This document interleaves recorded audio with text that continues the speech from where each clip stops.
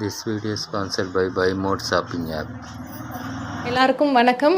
எப்படி சாப்பிட்றது அப்படிங்கிறத இந்த வீடியோவில் நம்ம பார்ப்போம்.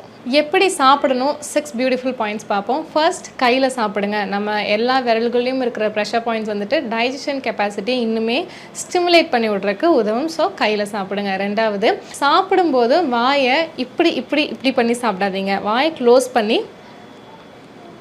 அப்படி சாப்பிட்ணும். வாயை திறந்து சாப்பிடும்போது பாதி வந்துட்டு வேறு இஷ்யூஸ் வந்தாலும் பக்கத்தில் இருக்கவங்களுக்கு அந்த சவுக்குன்னு பண்ணுற ஒரு ஸ்மெல் ரொம்ப இரிட்டேட்டிங்காக இருக்கும்.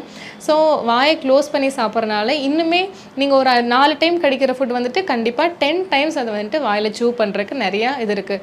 நானும் அதை ஃபஸ்ட்டு பண்ணல. பழக டக்குன்னு நம்ம வந்துட்டு அதை கேட்ச் பண்ணிப்போம். ஸோ இன்றைக்கி ட்ரை பண்ணுங்கள். அப்படியே கொஞ்சம் கொஞ்சமாக பழகிடும். அடுத்து பிரேக்ஃபாஸ்ட் அண்ட் டின்னருக்கு முன்னாடி கண்டிப்பாக ஒரு ஃப்ரூட் எடுத்துகிட்டு ஸ்டார்ட் பண்ணிங்கன்னா ரொம்ப நல்லாயிருக்கும் உங்களோட டைஜஷன் கெப்பாசிட்டி. ஃபர்ஸ்ட் ஒரு ஃப்ரூட், அதுக்கப்புறம் உங்களோட மீல். ஃபர்ஸ்ட் ஒரு ஃப்ரூட், அதுக்கப்புறம் உங்களோட டிஃபன். ஆனால் டின்னர் 5 மணிக்கு மேலே, ஈவினிங் 5 PM மேலே வந்துட்டு நீங்கள் ஃப்ரூட்ஸ் எடுக்க வேண்டாம்.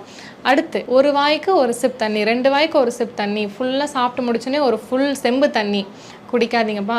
நீங்கள் குடிக்கலாம், சும்மா திக்குனா குடிக்கலாம், இல்லைனா கொஞ்சம் காரமாக இருந்தால் சிப் எடுத்துக்கலாமே தவிர்த்து தண்ணி பாதி சாப்பாடு பாதின்னு எடுத்திங்கன்னா அது டைஜஷனுக்கு ரொம்ப இப்போ சாப்பிட்டு முடிக்கும் போது எப்படின்னா பிளாட் ஆகும். வயிறு வந்துட்டு பிளாட் ஆகிறதோ இல்லை லைட்டாக அப்படியே கொஞ்சம் வாந்தி வர மாதிரி, ரெகர்ஜிடேஷன் இருக்கிறது, எதுக்கழிச்சு வர்றது மாதிரி ப்ராப்ளம்ஸ் இருக்கும். ஸோ நல்லா சூ பண்ணி சாப்பிட்டாலே தண்ணி தாகம் அடிக்காது. நம்ம லபக்குன்னு முழுங்கும் போது மட்டும்தான் அந்த தாகமும் அடிக்கும். அது கொஞ்சம் கம்மி பண்ணிக்கோங்க. ஒரு வாய் நம்ம சாப்பிட்டோன்னா நம்ம சித்த மருத்துவம் படி 32 தடவை அதை வந்துட்டு நம்ம சூ பண்ணணும்னு இருக்குது.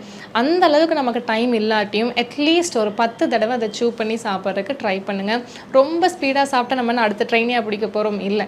ஸோ பொறுமையாக ஒரு உணவை ருசிச்சு சாப்பிட்றது நல்லது. எப்போவுமே சாப்பிட்டு முடிச்சதுக்கப்புறம் வாயை கழுவியே ஆகணும். ஏகப்பட்ட கிருமிகள். இப்போ ஒரு ஸ்வீட் சாப்பிட்றீங்க, ஒரு 5 மணி நேரம் கழிச்சு இன்னொரு உணவு சாப்பிடும்போது அந்த ஸ்வீட் அப்படியே வாய்க்குள்ளேயே இருந்துச்சுன்னா அது என்ன பல்லே இல்லாமல் போய்டும் நமக்கு. ஸோ நான் ஒரு ஸ்வீட் சாப்பிட்றீங்களோ இல்லை எந்த ஒரு காரம் சாப்பிட்றீங்களோ, என்ன சாப்பிட்டாலும் சாப்பிட்டு முடிச்சோன்னே ஒரு 3 டைம் அது வாய்க்குள்ளே தண்ணி போட்டு நல்லா கொப்பளிச்சு அதை துப்புங்க. அதை கண்டிப்பாக ப்ராக்டிஸ் பண்ணிக்கோங்க. நீங்கள் ஹோட்டல்ஸ் போனாலும் பரவாயில்ல, நல்ல தண்ணி அப்படியே எடுத்துகிட்டு போய் கொப்பளிச்சு துப்புங்க. இவ்வளோ நாள் துப்பல, எனக்கு நல்லா தானே இருக்கேன் அப்படின்னு நினைக்காதீங்க. ஒரு நேரம் மாதிரி இன்னொரு நேரம் இருக்காது. ஸோ நாளையிலேருந்து அதை நீங்கள் ஸ்டார்ட் பண்ணிக்கலாம். லாஸ்ட் பட் நெவர் த லீஸ்ட்டுங்கிற மாதிரி ப்ரேயர் பண்ணிவிட்டு ஸ்டார்ட் பண்ணுங்கள். ஒவ்வொரு உணவும், அது ஒரு பிஸ்கட்டாக இருக்கலாம், ஒரு தோசையாக இருக்கலாம், ஒரு மீலாக இருக்கலாம், ஒரு பொரியல் எதுவாக இருக்கட்டும், சின்னதாக ஒரு நன்றி, சமைச்சவங்களுக்கு, விளைச்சவங்களுக்கு, கொடுத்தவங்களுக்கு அப்படின்னு ஒரு நன்றி சொல்லிட்டு நம்ம ஸ்டார்ட் பண்ணால் அது ஒரு கெட்ட உணவாக இருந்தாலும் நல்லதாக தான் மாறும். ஸோ அதை ருசிச்சு ஒரு நன்றி சொல்லிவிட்டு ஸ்டார்ட் பண்ணுவோம். தேங்க்யூ.